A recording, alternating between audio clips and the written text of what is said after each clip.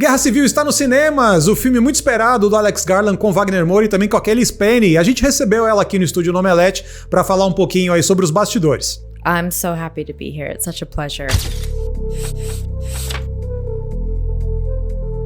I have some pictures here to honor Lee and Jesse. I'd like you to share with us a little bit of behind the scenes about this. The first one is from the beginning of the movie. What was it like to shoot this one? I think this might have been my first day on set.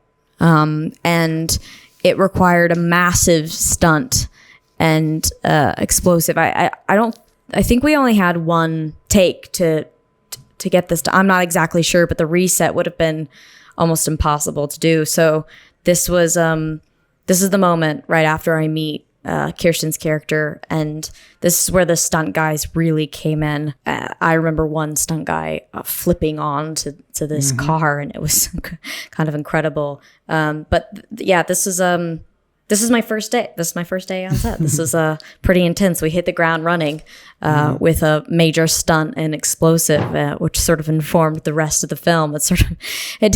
There was no off days on this movie, and the fact that this was the first one is wild. I remember I was so nervous, and right before the bomb goes off, I'm sort of doing this scene with Kirsten where I'm fangirling, and I remember thinking, wow, I've got so much nerves running through my body, but I just sort of used it for the scene. And I had also looked up to Kirsten Dunst's work for so long, so it was easy for me to do it because I was, it's not hard for me to fangirl over Kirsten Dunst. So I have this one of Stephen.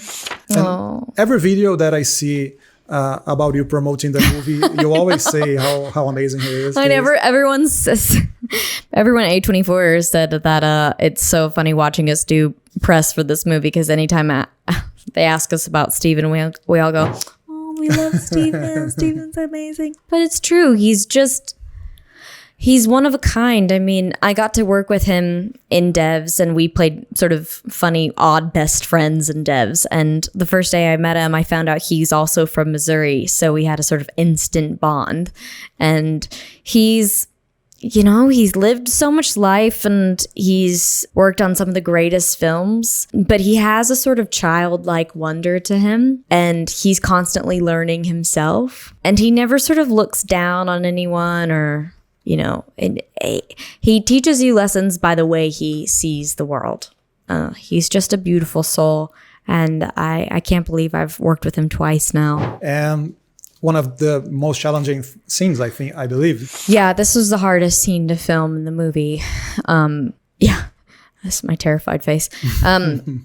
Yeah, we shot this for 2 days in a row in Atlanta, and it was the most terrifying scene to read in the script. So the dialogue in that scene, the characters that are written, it was just such a carefully crafted scene that handles so much. We had an actor who was gonna play the role that Jesse played, but they ended up dropping out last minute for scheduling reasons. And then Kirsten was like, well, Jesse's in town. He's, being dad.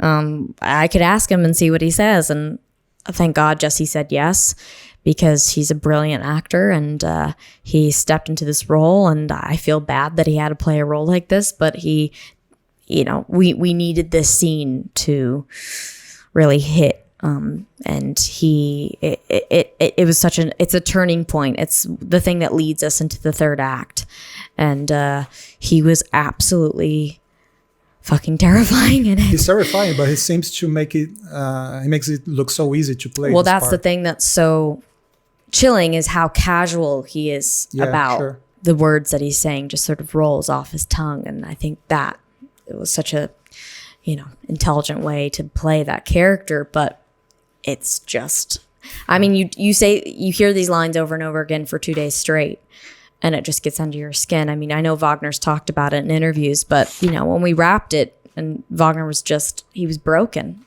he laid down on the grass and was crying. You know, we were all just shells. And then the scene right after, which is when my character gets knocked into the mass grave, that was a last minute idea that was brought up by our incredible stunt choreographer.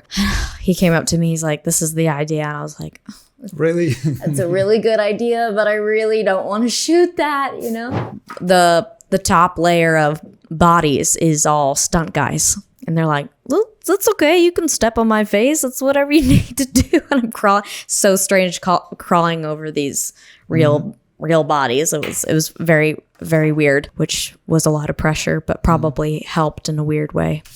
Speaking of pressure, I believe that going into the White House is not the real White House, but I believe that was something.